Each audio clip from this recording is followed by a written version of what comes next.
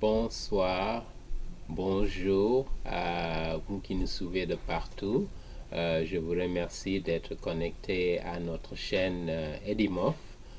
Aujourd'hui, nous allons aborder un thème important dans nos études bibliques et aujourd'hui, nous allons parler de la question de la traduction biblique.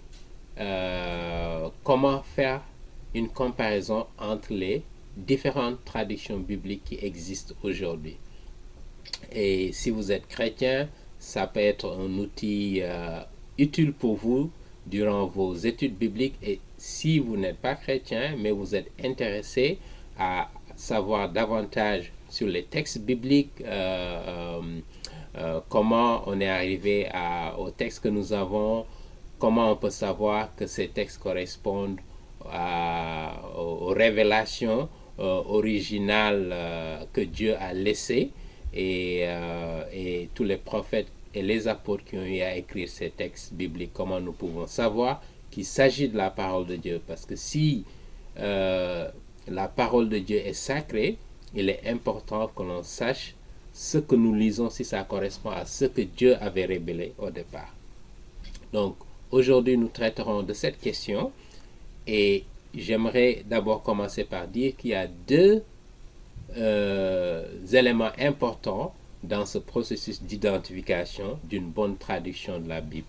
Le premier d'abord, c'est qu'il faut retourner à la langue originale du texte biblique. Et donc, si vous ne le savez pas, l'Ancien Testament a été écrit essentiellement en hébreu, alors que le Nouveau Testament a été écrit en grec. Donc vous avez la possibilité d'aller au texte original pour savoir ce qui a été dit. Naturellement, vous pouvez me dire, moi je ne parle que le français, je ne comprends que le français, comment est-ce que je vais arriver à pouvoir détecter ce qu'on a dit en hébreu ou en grec? Je vous donne mon exemple, je ne connais absolument rien du grec ni de l'hébreu. Mais du fait des nouvelles technologies qui sont disponibles aujourd'hui, j'ai la possibilité de voir le texte original en hébreu ou en grec et essayer de comprendre justement ce qui a été dit au départ. Et c'est ce que j'aimerais partager avec vous aujourd'hui. Il y a beaucoup de sites disponibles, il y a beaucoup de logiciels disponibles. Moi, j'ai l'habitude d'utiliser ce site qui s'appelle www.saintebible.com. Donc www.saintebible.com. Et ça vous permet non seulement d'avoir ce qu'on appelle la Bible interlinéaire, et ça vous donne aussi une chronologie des événements qui sont racontés dans la Bible, l'Ancien Testament comme le Nouveau Testament. Donc aujourd'hui, nous allons prendre deux exemples pour illustrer ce que je vous dis en matière d'identification d'une bonne traduction des textes bibliques. Le premier exemple que nous allons prendre, ça se trouve dans le livre de la Genèse que nous sommes en train de parcourir en ce moment dans nos études bibliques, chapitre 1, verset 2. Donc si vous allez au chapitre 1, verset 2 de la Bible, justement la Bible nous dit, si je vais au chapitre 1 du livre de la Genèse, et au verset 2, et je vais prendre quelques versions que nous avons. La Colombe, par exemple, Louis II. Voilà ce que le verset 2 nous dit. La terre était informe et vide, il y avait des ténèbres à la surface de l'abîme, mais l'Esprit de Dieu planait au-dessus des eaux. D'accord? Donc ici, il dit l'Esprit de Dieu planait au-dessus des eaux. Alors que si vous prenez la version de la traduction œcuménique de la Bible, TOB, si vous prenez la nouvelle français courant, et si vous prenez la Bible Parole de vie, ou la nouvelle Bible second, la Bible en français courant, donc ces 5 versions-là, si vous prenez le même verset du chapitre 1, verset 2, au lieu de lire l'Esprit de Dieu, là vous lirez le souffle de Dieu. Vous me direz, mais c'est quoi la différence? Il y a une différence de taille entre dire l'Esprit de Dieu planer au-dessus des eaux et de dire le souffle de Dieu planer au-dessus des eaux. Pourquoi? Parce que l'Esprit de Dieu, qui est l'Esprit Saint, est un esprit et est un être. Il a une personnalité.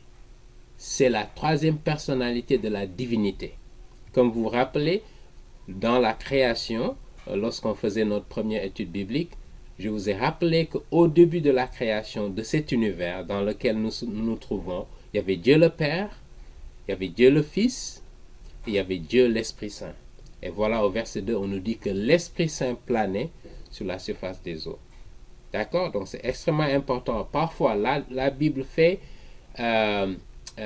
crée une sorte de représentation de l'Esprit Saint à travers une colombe, lorsque Jésus se faisait baptiser par exemple, ou bien sous forme de vent qui passe. D'accord?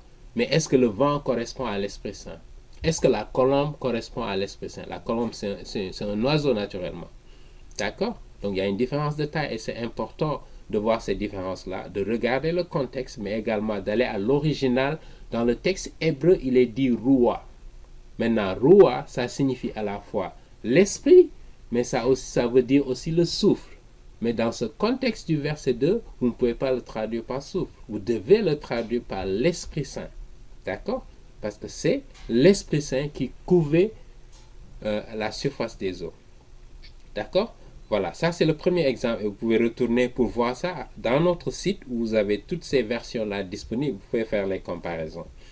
Le deuxième exemple que j'aimerais présenter, ça se trouve donc dans l'évangile de Saint Jean au chapitre 3, verset 13. Donc l'évangile de Saint Jean au chapitre 3, verset 13. Lisons ce que l'évangile nous dit à ce propos. Là, donc, il s'agit donc de la conversation que Jésus a eue avec Nicodème, qui est un des dirigeants juifs qui cherchait justement à comprendre un peu le message de Jésus, qui est venu le voir un soir. Et donc, Nicodème, en lui posant la question de savoir comment est-ce que je peux comment peut-on naître de nouveau, lorsque Jésus lui disait si vous ne naissez pas de nouveau, vous ne pouvez pas connaître le royaume de Dieu. Et il demande comment on peut naître de nouveau. Il n'avait pas compris naturellement. Et quand je continue au verset 13 par exemple, et là je lis la version de la colombe qui nous dit: personne n'est monté au ciel sinon celui qui est descendu du ciel, le Fils de l'homme qui est dans le ciel. D'accord? Ça, c'est la traduction de la colombe et c'est aussi une traduction similaire dans la version King James en français. Également, la version Louis II de 1910, les traductions se ressemblent. D'accord? Et c'est une traduction qui est correcte. Pourquoi? Parce qu'il précise que Jésus-Christ est celui qui était au ciel et qui est descendu sur terre. Mais en même temps, il est au ciel pendant qu'il est sur terre. D'accord? Pourquoi j'insiste là-dessus? Parce que c'est important. Jésus-Christ qui est Dieu lui-même. Donc il est devenu homme quand il est venu sur terre. Mais il n'a pas perdu sa divinité, son essence. Parce que il a toujours été Dieu et il restera toujours Dieu. Même quand il est venu sur terre comme homme, il est devenu homme. D'accord? Pendant qu'il exerçait son ministère sur terre, il était toujours présent au ciel, parce qu'il est omniprésent. D'accord? Voilà pourquoi ce verset 13 nous dit justement le Fils de l'homme qui est descendu du ciel. D'accord? Personne n'est monté, lui seul qui était au ciel, il est descendu du ciel, lui qui est dans le ciel en ce moment, au moment où il parlait à Nicodème. Alors que lorsque vous prenez d'autres versions, comme par exemple, prenons par exemple le français courant, voilà ce que le français courant nous dit dans la traduction. Personne n'est jamais monté au ciel, donc ça c'est pareil, excepté le Fils de l'homme qui est descendu des cieux et ils se sont arrêtés là. Parce que si vous arrêtez là, alors que dans le texte grec, d'accord, de l'évangile de Jean, on nous dit très bien, Jésus-Christ qui est le Fils de l'homme, il est dans le ciel, ou dans les cieux en ce moment, d'accord, dans le texte original.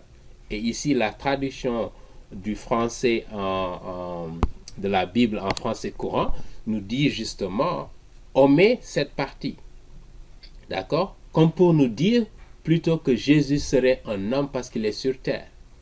Il n'est plus au ciel en ce moment. C'est comme s'il avait perdu sa divinité. Et ça remet en cause justement la doctrine de l'omniprésence de Jésus-Christ, la doctrine de la divinité de Jésus-Christ et Dieu lui-même. Et c'est extrêmement important. Si vous remettez la doctrine de la divinité de Jésus, vous remettez en cause tout l'enseignement de la Bible. D'accord? Donc c'est pourquoi c'est important de faire attention aux traductions bibliques que nous avons. Et donc ces deux méthodes de voir le contexte du verset ou du passage biblique et de voir également l'original, la version originale du texte en hébreu ou en grec pour savoir si on a une bonne traduction ou pas. D'accord? Vous n'avez pas besoin d'être expert.